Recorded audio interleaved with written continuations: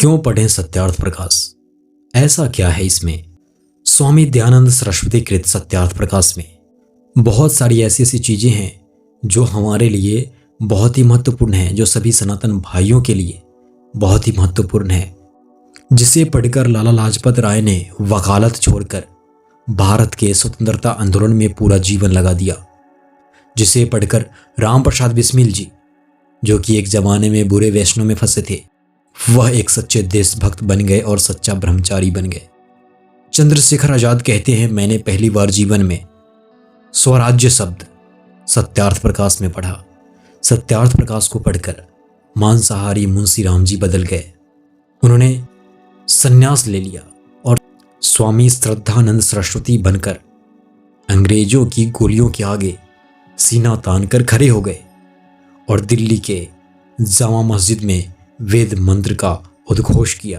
सत्यार्थ प्रकाश को पढ़कर वीर सावरकर ने कहा कि जब तक ये पुस्तक भारतीयों के पास है तब तक कोई भी विधर्मी अपने मत की सेखी नहीं बघार सकता, क्योंकि हिंदू जाति की ठंडी रगों में उष्ण रक्त का संचार करने वाला यह ग्रंथ सत्यार्थ प्रकाश है और यह सत्यार्थ प्रकाश अमर रहे, जिसे पढ़कर भगत सिंह के दादा अर्जुन सिंह कट्टर आर्य समाजी हो गए और अपने सब बेटों को देशभक्त बना गए और देश को भगत सिंह जैसा वीर दे गए, जो बचपन से ही सत्यार्थ प्रकाश के विचारों से प्रभावित थे।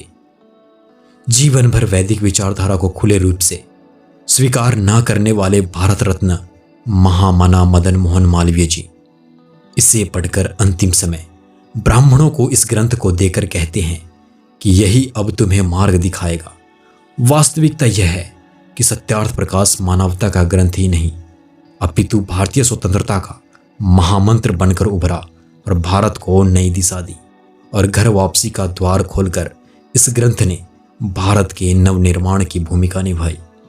योगी आदित्यनाथ जी कहते हैं, जब भी किसी व्यक्ति का घर वापसी होता है तो मैं उसे पढ़ने के लिए सत्यार्थ प्रकाश देता हूं। तो मित्रों, सोचिए ऐसा क्या है सत्यार्थ प्रकाश में जो सत्यार्थ प्रकाश इतना प्रभावशाली है। अगर आप भी जानना चाहते हैं तो इसे अवश्य पढ़ें।